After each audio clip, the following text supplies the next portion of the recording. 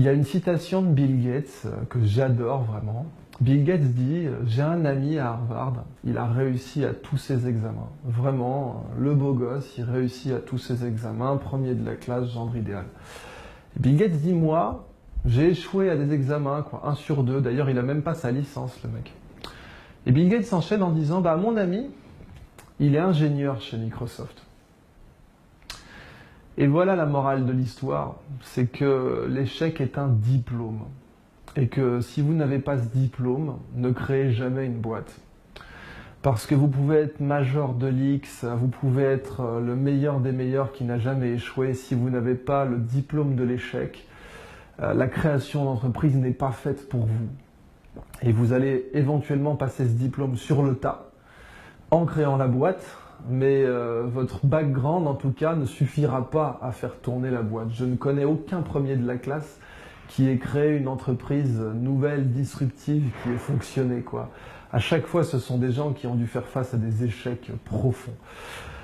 Donc, c'est un des slogans de la Silicon Valley, échoue souvent, échoue tôt, échoue à chaque fois. Dès 1984, Steve Jobs était interrogé par François Mitterrand, très belle vidéo où Steve Jobs est interviewé sur FR3 par Christine Ockrent. Et il dit, votre problème en fait en Europe, c'est que chez vous l'échec c'est très grave, alors que nous dans la Silicon Valley on passe notre temps à échouer, quoi. Quand on se casse la figure, on se relève et on recommence. Ça c'est très important. Échouer souvent, échouer tôt, ne pas avoir peur de l'échec. Une psychologue avait fait cette expérience où une mère américaine fait jouer son enfant dans un parc, puis il se casse la figure, et la mère américaine lui dit « mais c'est bien, t'as essayé », et la mère française lui dit « je t'avais prévenu ». Et peut-être que l'équivalent maternel en France, ça serait l'État qui nous prévient que ça va être dur et difficile et que sans lui on ne pourra rien faire. Je ne sais pas si c'est uniquement ça, mais quoi qu'il en soit, on a peur de l'échec. Et on considère que l'échec, il faut le mettre sous le tapis, quoi. Si vous avez créé une boîte aux États-Unis et que vous l'avez plantée, c'est sur votre CV. En France, c'est une année sabbatique. Vous êtes parti repeindre la grange de Mémé sur votre CV, vous n'avez pas créé une boîte et vous ne l'avez pas plantée. Et si vous avez osé planter une boîte et que vous venez voir un investisseur, il vous rendra limite coupable de revenir le voir. Vous dira, mais attends, tu me fais perdre mon temps, tu as déjà échoué, tu devrais avoir honte, tu devrais t'auto-censurer. Et c'est pareil pour les profits des gens, des start-upers. La plupart des venture capitalistes en Europe vont investir dans les premiers de la classe. Ils vont regarder le CV, on dit, ouais, ce mec-là est major d'une grande école, c'est lui que je veux. Et c'est dramatique. Vous prenez Pierre Omidyar, le fondateur d'eBay, et son CV était naze par rapport à tous les premiers de la classe qu'il pouvait y avoir dans le système des grandes écoles françaises. Personne n'a cru en lui en France, il est parti créer eBay aux États-Unis. Ceux qui ont échoué, c'est Steve Jobs, c'est Elon Musk, c'est Bill Gates, c'est les fondateurs de Google qui étaient prêts à vendre Google, personne n'en a voulu à l'époque.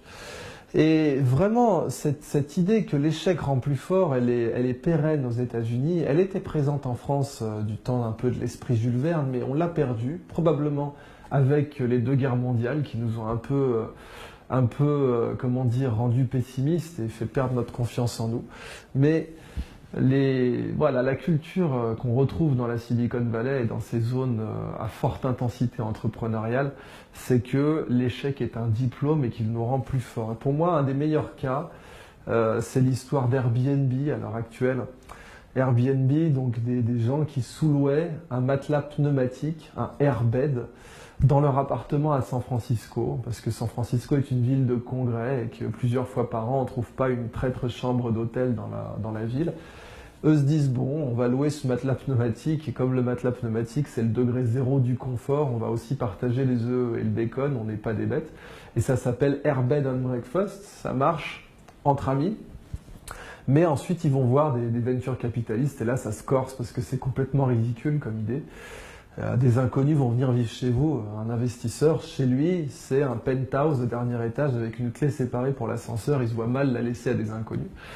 Et donc ça marche pas, quoi. Personne ne veut de leur projet, ils s'endettent et ça n'avance toujours pas. Et puis un jour ils se disent, bon, on va imprimer des boîtes de céréales. C'est une idée complètement farfelue. On va imprimer des boîtes de céréales parce qu'on est dans le breakfast aussi. Et on est en pleine campagne Barack Obama, John McCain. Alors ils font des boîtes de céréales là, avec la tronche de Barack Obama et une autre avec la tronche de John McCain. Puis ils les vendent, je crois, 35 ou 40 dollars, quoi. Ce qui est fou. Et les gens en achètent. Ils vont en vendre autour d'1 millier. Alors ça va leur redonner confiance en eux. Ils vont revoir des investisseurs.